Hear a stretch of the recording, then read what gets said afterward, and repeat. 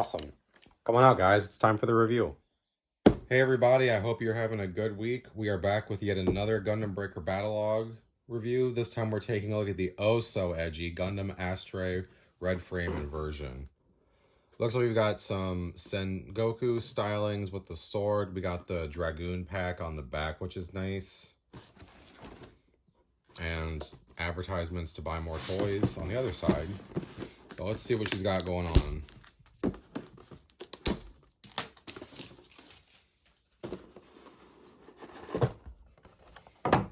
Ooh, okay, bet. So right off the bat, we got our beam saber parts. I'm really liking this like deep, like red wine coloring. It's just dark enough that like I think a black panel line would really shine without being like too oppressive, because the regular red on the Goof Custom was a little silly and cartoonish. I mean, this is a cartoon, but yeah, the V-fin is very pointy, kind of like on the come on, it has a name. It's the Taco Bell. It's like a Crunchwrap Supreme. The Strike Freedom. The really pointy piece. Got our nice jet wings. That's pretty cool. Let's see what else we got in here. Now, we don't have a pilot feature because this was one of the like AI suits used as one of the Barbataris henchmen. Interesting. It's telling us to use stuff from the Masuro from 00. And then we got some Marchiosius. Oh, I don't think I said that right. That's okay. Influence. And I like that we're using the Gundam Seed Dog, the Buku, which also means a lot in French. As the beam hilt. That's pretty cool. We got the dog's head. It's got nice little like Artemis wings, and we got some extra beam parts for that. More of those lovely red wine pieces. This is a really dark gray, not quite the black like we saw on all those big molded parts on the Perfect Strike Freedom. We have our shield bits and that big old Sengoku sword, and the front part of the helm here is very elongated, which is interesting. I'm curious to see how it's going to set. The stickers are nice. We got some like gold. That one looks gross.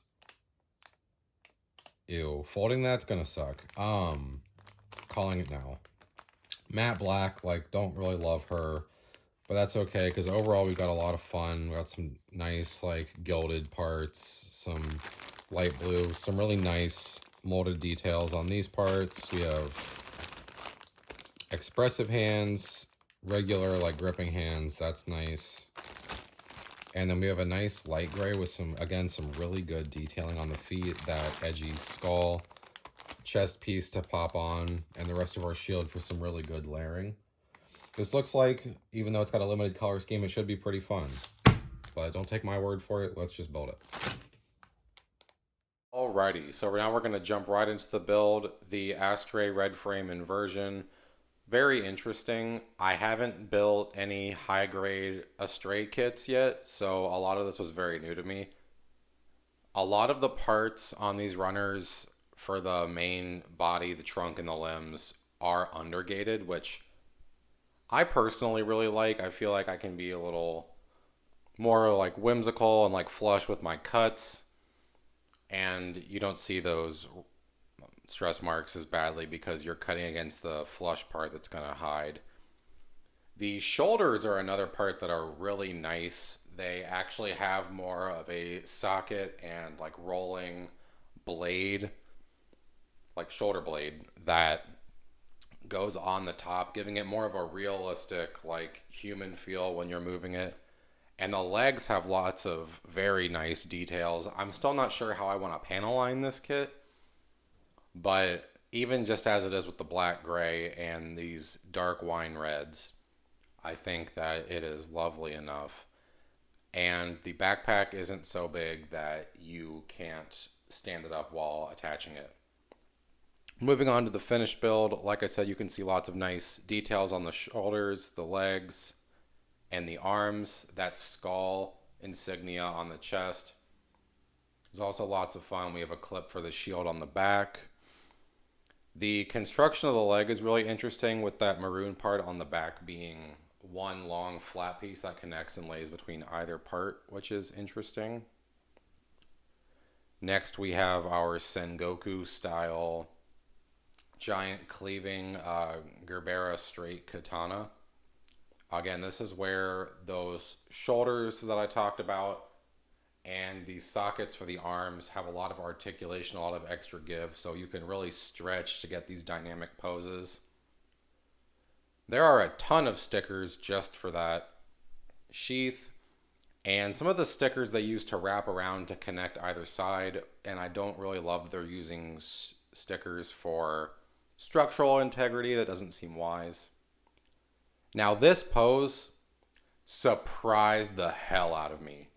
I did not think that we could get right into that pose, but that the hands look so good on top of the sword, with one gripping and the other hand getting ready to grab as it comes down with the Gerbera straight to cleave right through its enemy.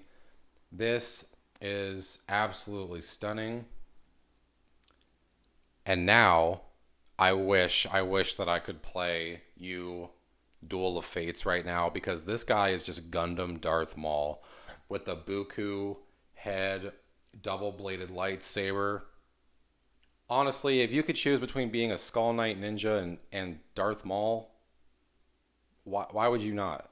This is who I'm trying to be. But it's absolutely stunning. It's so imposing. Having that like junk guild element as well, from like recycling the beam parts in the head of that enemy unit, were also really nice. And now let's talk about the backpack gimmick. Turning over the Astray Inversion, the backpack doesn't detach completely. Instead, it pops out and just swivels down. Again, I'll show you it. We can take it up and take it down. This allows you to not have to swap and like misplace and lose parts. It just swivels down and you can attach in the flight pack. This also gives it an extra layer because you have the piece below the backpack, so there isn't an awkward gap where the body and the backpack don't meet, which I think is really nice. And now here we have the flight loadout. We've got the rifle along with the shield, which also bears that Punisher-esque skull insignia, much like the chest of the red frame Inversion does. I will recommend using an action base. I'm using an action base 5 here in this next spin around, just because while this backpack is not as chaotically large as the Perfect Strike Freedoms, it's still pretty heavy, so you can't get too many dynamic poses without the action base. So here we'll have him leaping forward. You can see those great details. That double jointed knee really gives you some good flexibility, getting ready to fire his beam rifle. And lastly, those hilts on the backpack aren't just for show. He does come with 2 beam sabers, but as I said, if you could choose between being a Skull Samurai as an absolute edgelord or Darth Maul that's 100% robot, you shouldn't settle for anything less, Kings. So I understand if you don't want to use these 2 beam sabers, but he does have them. Finally, let's talk about spare parts. All molded in that lovely maroon plastic. We've got some polycaps for shoulders, for feet and arms, one to like really anchor with those bits, some 11s to fit in, and some atypical 13s. Stuff can still fit in there. We could use these with the Perfect Strike Freedom has some unused, like really like short beam band pieces that have broad connection points like that, so we could definitely use them for that if we find something to put them in, maybe when we take on this custom that I keep talking about once I finish all the battle breakers, to see if we can make something of it. So we'll see. We have our XB2 to connect and swap the backpack parts between the other kits. And lastly, we have a couple shoulder bits. So not a whole lot. This kit is mostly reused. It's not... I'm not going to fault it for that, though, because it's a lovely kit. I like it a lot. However, they did set these at universal $26 price points, so we do round back to the Goof Custom situation where it's like I could buy a regular Goof Custom for like $4 less and paint it red. All in all, though, I really do like this kit, and we will throw these extra parts on the stack, and I'll keep brainstorming what we're going to make with them. Thanks for watching, guys. I will see you with our next Battlogue video.